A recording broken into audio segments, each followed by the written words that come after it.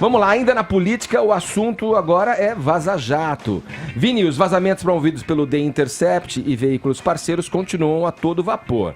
A mais recente divulgação se deu ontem na Folha de São Paulo. Conta aí pra gente, vamos lá, por que partidos de esquerda estão agora planejando, inclusive, uma nova investida para que o procurador Deltan Dallagnol seja punido. Fala-se aí num afastamento de 120 dias, né, enquanto alguns setores da direita, em contrapartida, mais uma vez, manifestaram apoio a ele e à força-tarefa da Operação Lava Jato. Isso, esse pedido mais especificamente do PT e do PSOL, para que se abra uma nova investigação aí contra o procurador Deltan Dallagnol. Ele que já teve uma investigação arquivada em junho, quando começaram aí a série de reportagens do Intercept, Edgar, e agora o Conselho Nacional do Ministério Público, o CNPF, pode aí reabrir o caso em agosto, né? Agora, devido a essa nova reportagem agora da Folha, né, em mais uma parceria aí com o Intercept, onde eles revelam mais diálogos atribuídos ao procurador Deltan Dallagnol, onde ele esquematiza, Edgar, a criação de uma empresa para que ele lucrasse, junto com o outro procurador, o Roberson Pozzobon, em torno de palestras, livros e outros eventos em cima da fama e de contatos que eles obtiveram ali durante a Lava Jato. Então, nessa empresa, eles não teriam o nome deles ligados de forma formalmente, né, para que não implicasse ali em algumas questões de lei, inclusive. Então, as mulheres dos dois queriam colocar o nome delas e aí eles entrariam apenas para fazer atuação nessas palestras, né? Estariam sendo convidados para fazer essas palestras. E aí eles iam aproveitar desse networking, dessa visibilidade, e tem um diálogo até do próprio Dallagnol, onde ele manda para a mulher dele, ele fala o seguinte: vamos organizar congressos e eventos e lucrar, ok? É um jeito bom de aproveitar nosso networking e visibilidade.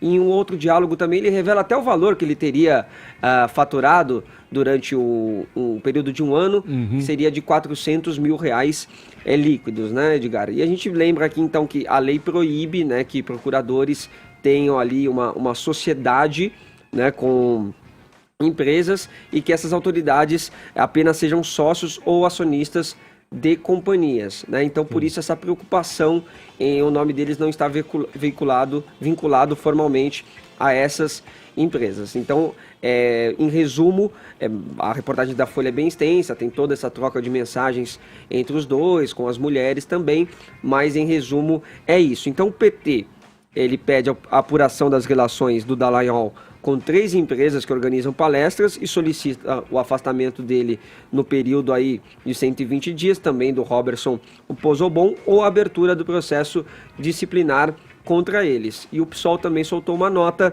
dizendo o seguinte: devido às flagrantes ilegalidades, observa-se que valores e princípios básicos do Ministério Público foram quebrados com tais diálogos e iniciativas. Trata-se de um claro desvio de conduta e abuso ilegal de prerrogativas. O Deltan Dallagnol afirma que realiza palestras para promover a cidadania e o combate à corrupção de maneira compatível com o Ministério Público Federal. E a Força-Tarefa da Lava Jato também divulgou uma nota, aquela nota padrão, né, dizendo que não reconhece a autoria das mensagens, porque o material não foi periciado, então não dá para validar ali o contexto e também a veracidade dessas mensagens, mas a nota também afirma que não há ilegalidade em um procurador aceitar convites para ministrar cursos ou palestras. Vamos lá. Bora lá. Eu, em primeiro lugar, eu fiquei feliz da vida esse final de semana em saber da complementação de renda dos procuradores da Lava Jato, né? Parabéns a eles, é um dinheiro mais do que merecido. E aqui é uma questão de coerência na minha argumentação, porque eu sempre fui defensor do pacote anticrime do ex-juiz Sérgio Moro, agora ministro da Justiça.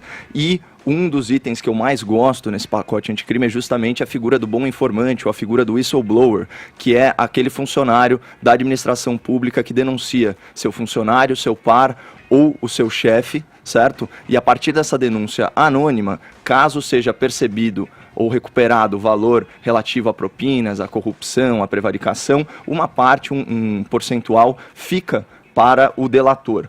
Portanto, se você considerar aí o valor total, né, de ressarcimento dos pedidos da Lava Jato, incluindo multas, a gente está falando em 40 bilhões de reais. Os crimes denunciados pela Lava Jato envolvem propinas superiores a 6 bilhões de reais. Eles já bloquearam, os procuradores, a força-tarefa, 3,2 bilhões dos réus e mais de 846 milhões de reais, quase 1 bi, já foram repatriados, estavam fora do Brasil e voltaram, né, a inversão da evasão de divisas. Então, nesse sentido, eu fico feliz. Mas, assim, eu achei muito interessante na nota que a gente leu aqui, essa expressão, abre aspas, os vazamentos promovidos pelo Intercept e seus veículos parceiros. Eles não são veículos parceiros, são veículos cúmplices, porque as intenções políticas e os métodos antiéticos da Vaza Jato, eles estão cada vez mais escancarados, e a gente já vai falar disso, mas eu queria, assim, só para, de certa forma, organizar essa cacofonia de informação e de histeria promovida por essa esquerda militante, infiltrada na mídia, eu queria falar 2 fatos jurídicos muito importantes. Primeiro, é permitido a membros do Ministério Público, como são os procuradores federais da Força Tarefa da Lava Jato, exercer atividade remunerada como palestrante. Palestrar é uma forma de transmitir conhecimento, logo ela se enquadra na licença dos magistrados e promotores para atividades de cunho docente. Primeiro ponto. Segundo, é permitido que os membros do Ministério Público participem de sociedades empresariais, é um direito constitucional de livre associação para a constituição de pessoa jurídica, de empresa, né? Contudo, você vai aí, tem uma série de dispositivos, mas principalmente o artigo 117 da Lei 8.112 de 1990, que é a Lei dos Servidores Públicos Federais, fala o seguinte: ao servidor é proibido, inciso 10, participar de gerência ou administração de sociedade privada e exercer comércio, exceto na qualidade de acionista, cotista ou comanditário. Portanto, o procurador ele pode sim ser sócio da empresa, mas não o seu administrador, e portanto ele não pode executar atividades gerenciais aí dessa empresa. Então, esses são os fatos jurídicos, e agora só fazer uma síntese do caso concreto. Se os áudios forem verdadeiros, né, e aqui é um grande se, né, você tem O chat, no caso. O chat, os 2 procuradores discutindo atividade lícita de remuneração por palestra, certo? Com intenção de abrir uma empresa, né? E considerando as restrições legais, no caso concreto, devido ao seu cargo público. Tá? E mais, passado o tempo, e essa informação talvez seja a mais importante de todas, passado o tempo, nenhuma empresa foi aberta, ou seja, estava tudo no campo da cogitação. E os valores percebidos nas palestras, eles foram declarados no imposto de renda dos procuradores, sendo grande parte desse montante, inclusive doada à caridade, inclusive hospitais do câncer e por aí vai. Então o texto dessa pseudo-reportagem também traz uma outra informação que é dúbia, insinuando que funcionárias do gabinete do Deltan auxiliavam no agendamento desses eventos. E aí houve a nota oficial, que a meu ver contempla integralmente e esclarece esse ponto. O primeiro contato dos interessados de palestra se dava pelo escritório da Procuradoria, e a partir daí era tocado em particular, salvo se a palestra fosse de interesse público, né, e gratuitas e por aí vai, ou com cachê doado e tal. Isso é um fato muito corriqueiro e ocorre aqui na Jovem Pan. A gente sabe que tem muitos contatos profissionais que chegam para nós via rádio. E aí, Vini e Vefito, querem comentar ou não? Eu só acho muito esquisito que essas coisas sejam feitas sob determinado véu, assim, de normalidade, sabe? Se eles não poderiam fazer isso, por que eles organizam uma empresa na qual eles seriam sócios, mas não sendo, sabe? Porque dá a impressão de que eles não fazem parte de algo quando eles fazem parte de algo. Eu acho que quando a gente parte de algo que já tá nebuloso, a desconfiança é mais que justificada. Seria aquela, de novo, estaríamos diante daquela história, daquela frase, é legal, mas é imoral? Mas a lei permite que eles atuem enquanto agentes dessa... não podem ser registrados no nome deles, né? Sim. O fato de ter a mulher ali já diz um pouco, inclusive a própria frase literal do Dallagnol, para não gerar críticas, né? Ele sabe onde ele está, é um cara que conhece a lei. A gente também vive num país que tá traumatizado com tantas histórias de laranja, inclusive, não é mesmo? Assim, a gente vem de mais um laranjal, inclusive. Aliás, cadê o Queiroz? Alguém sabe? A gente volta e meia ver políticos E não só políticos.